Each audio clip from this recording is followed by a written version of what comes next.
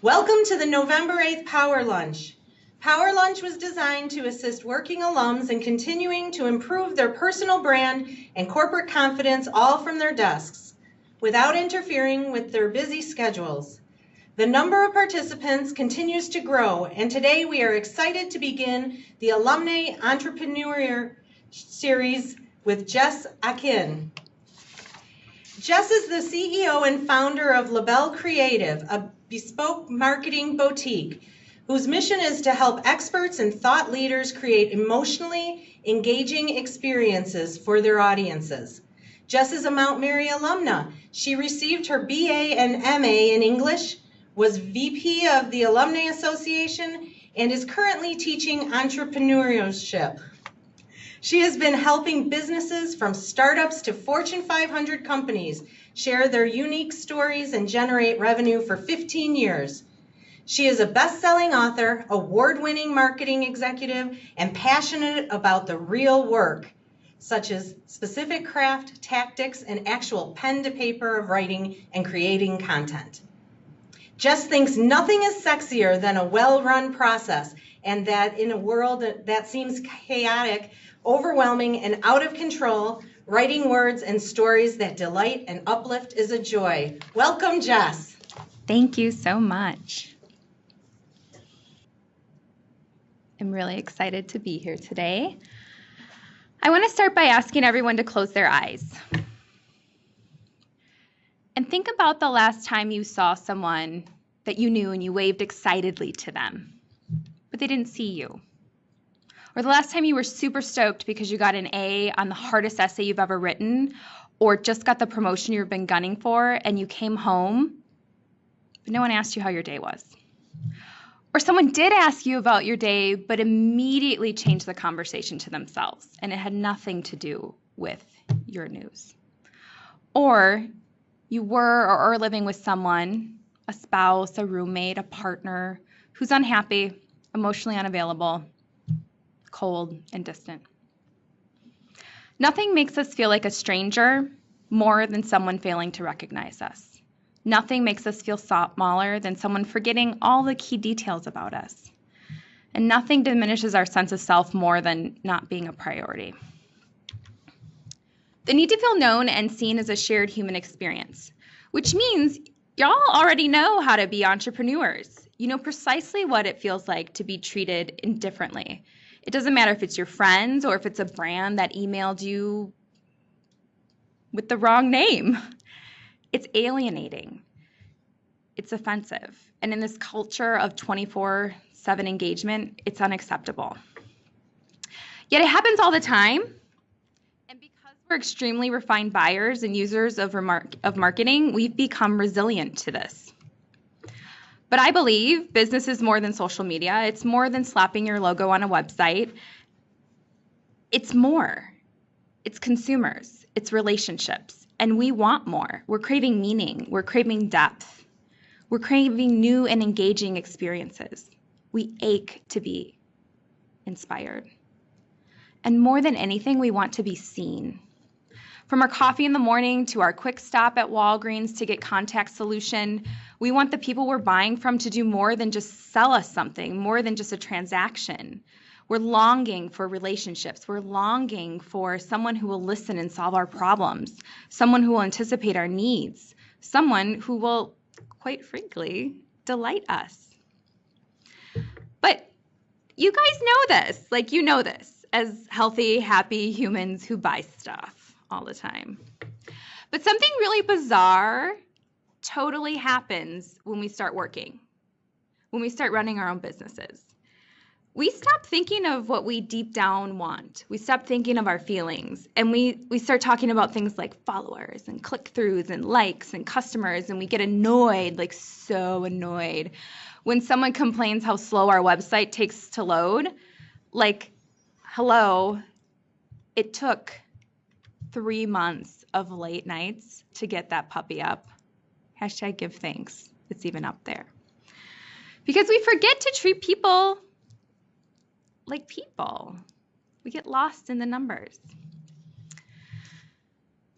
And this is super important for us to be conscious of because every year, $41 billion is lost due to bad customer experiences.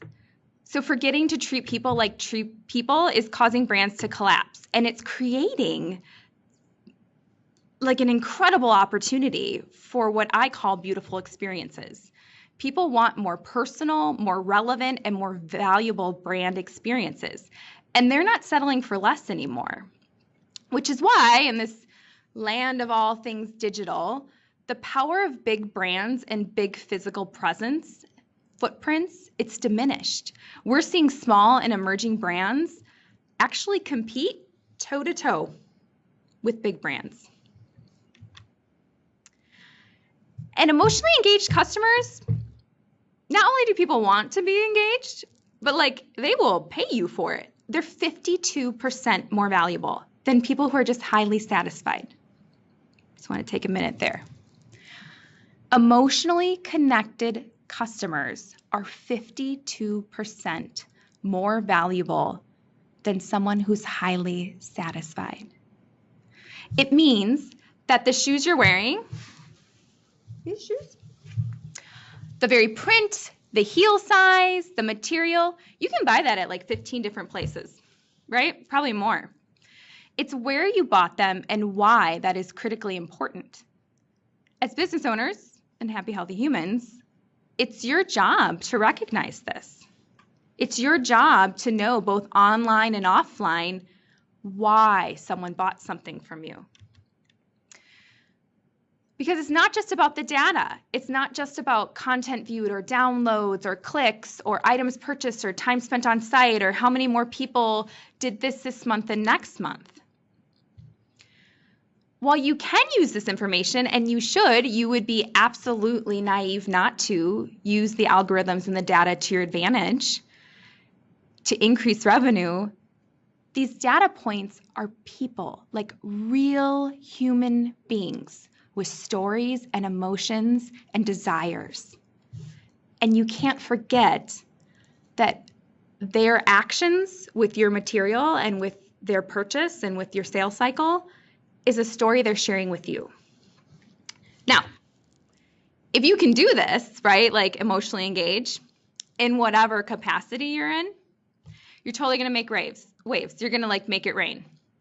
74% of executives say that growing new customer acquisition is their top objective, which means still in 2018, we're almost done with the year, too many marketers, too many business executives, too many heads of state are focused on wooing new customers, getting people to their site, converting them to customers, instead of honing a better, more emotional, more intimate understanding of their current client base. Not only does it cost a lot more, like all the studies are out there, it costs so much more to bring a new customer up to the level of a current customer.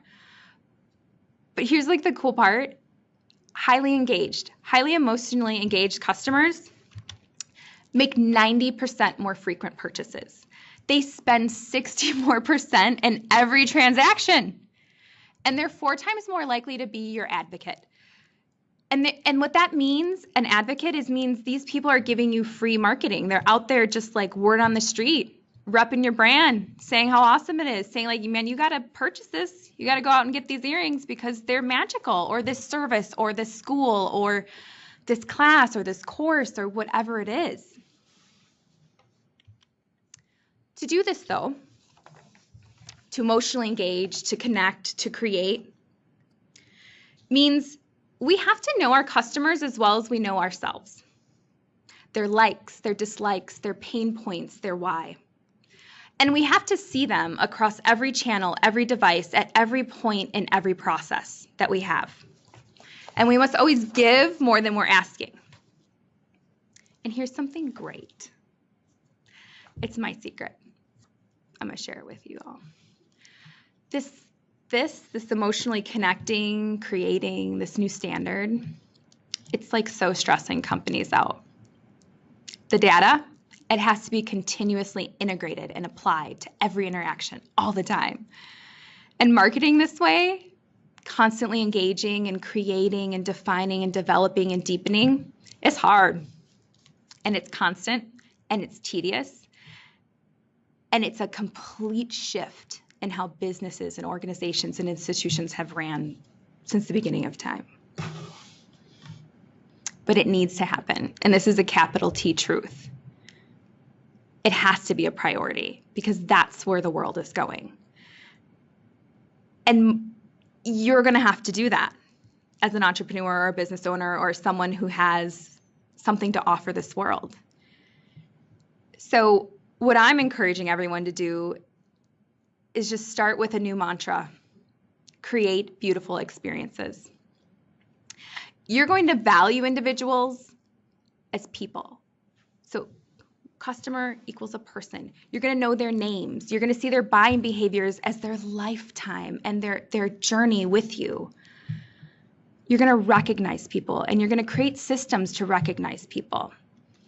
And you're going to do this by demonstrating humanity and practicing empathy every day, all day. And empathy is like amazing. Empathy is what builds true networks. It's what true leaders practice.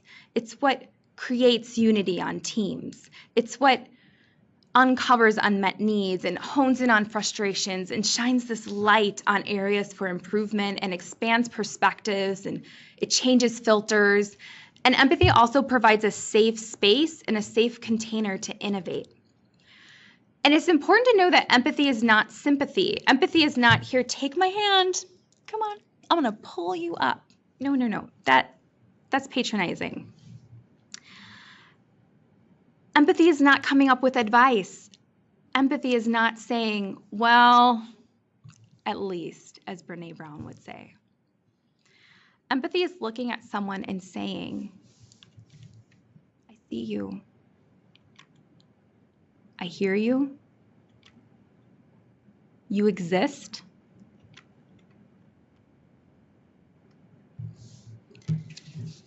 Empathy is keystone. It is the foundation on which every relationship, every creative idea, every innovation, every product was ever built. It is essential because you cannot build something in a vacuum. We are community. We build for clients. We build for each other. We build due to a need or a problem. And you can't co-create without empathy. You can't co-create without having an honest conversation about what is hurting someone and what the problem is.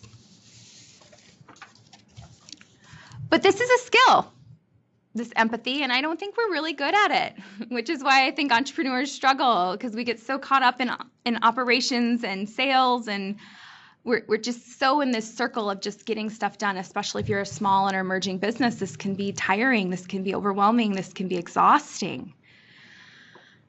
But if you can develop and hone this skill of empathy, it allows you to understand the way your clients think and feel, what's important to them. In other words, to create meaningful, relevant, and impactful ideas, innovations, and products. You have to know the people to create them. See a need, fill a need. And here's how you do that. And this is my favorite one, and it's the most important one. You have got to put defensiveness aside. Our first reaction when we are faced with a problem typically is withdrawal or defensiveness, which means it's not me, it's your problem, put the blame on someone else, or you finger point. Well, last time you did this, or we always do this, or whatever, right? We all know defensive people. It's scary to practice empathy. It's scary to say, I don't know. I don't even know how I feel. I've never seen this problem before. It's really hard for us in our businesses to slow down and say, I don't know. I don't know if this product or service is even viable. I don't know if I have enough money to even find out if it's viable. You also have to love the weirdos. And by that I mean you have to see the gifts in every crazy, impossible, magical, Harry Potter out there idea. You have to let ideas be these big blue sky, Elon Musk impossible. You have to let the impossible thrive and not downplay it and not say, well, that could never happen. And you have to build on those ideas. You have to be able to expand and move up the ladder of ideas. What that means is you have to be able to go up and down from like a grounded kind of basic, simple, plain idea to like this crazy, like let's grow strawberries on Saturn idea, and to find out what works in the middle. And to do that, you have to stay present. You can't change conversations. You got to start with one problem and work through it, one idea at a time. You park. If something comes up in a conversation that's not relevant to what you're talking about, you have to park it and come back and trust that you'll come back to it later. Even if it feels urgent, even if it feels important, ask questions about what you started with. Ask second questions and go as deep as you can into one topic at a time. And don't be perfect. Oh my gosh, I feel like entrepreneurs in particular and business owners, leaders, heads of state, we like really love to know the answers, to provide the key takeaways, to give the wisdom and just this breath of like beautiful words. But the goal is quantity. The goal is like get it out there, like a volume of stuff to see what sticks. Because you're not looking for perfect, inspiring, or takeaways when you're practicing empathy.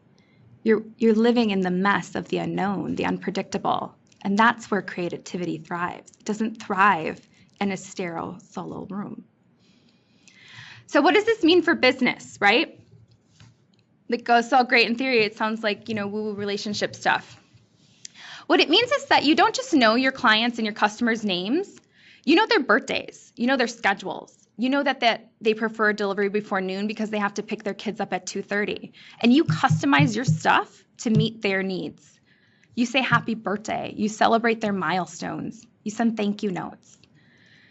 You understand and you execute their priorities, not your own, even if it goes outside your processes. You listen. You repeat back their concerns. You validate their pain points. You validate their feelings. And if you really are like a defensive person like I am, you follow up with an email after that conversation. The time to solve a problem is not when someone's bringing the problem to you. And you get real transparent with your clients. And this takes a lot of confidence. It takes a lot of empathy to do. You take the time to have updated, clear, accessible information. You take the time to focus on the relationship, not the transaction. This is as simple as letting customers track deliveries. And it can be as detailed as a really like wicked cool virtual instruction manual. So this is your goal as entrepreneurs. This is your mission. This is what I send you into the world with. You're going to make sure every single interaction deepens, not weakens, the emotional connection your clients and customers and prospects have with your brand. You're going to ask the tough questions like, does this ad feel relevant? And what are we giving to our clients? And how are we educating them? How are we changing the conversation in this industry? Are we being lazy by putting out generic content? How are we contributing to the noise? And then you're going to question tech. Man, you're going to question that technology, and you are going to demand that tech empowers clients, not keeps them in the dark, doesn't manipulate them, doesn't play games with them. You're going to make sure that every piece of tech has a purpose, that you understand personally its limitations, and you always, always, always, if I could like bold and highlight and underline this, you depend on your innate, authentic empathy and your emotional intelligence to make decisions around technology. And this is what it means. This is what it means to be a business owner. This is what it means to be a leader. This is what it means to be an entrepreneur today. Whatever you're leading and innovating, you could be a writer, an editor in finance, running numbers. You could be in shipping and receiving. I don't care where you're at. You have to own your brand. You have to own your business. And that means that you never, ever forget who is on the receiving end of your creations, whatever your creation might be. be memorable, be engaging, and create beautiful experiences. Thank you. Thank you, Jess, for your insightful presentation and for kicking off the Alumni Entrepreneurs Series. And thank each of you for tuning in today on your computer. Power Lunch was brought to you by the Wings at Work program of the Mount Mary Alumni Association. The first season recordings with professional career coach Sarah Reed are available on mtmary.edu/alumni/learn. We hope you'll tune in for the additional broadcasts this season in January, March, and May 2019. Please keep your eyes open for specific dates and times. Have a great day.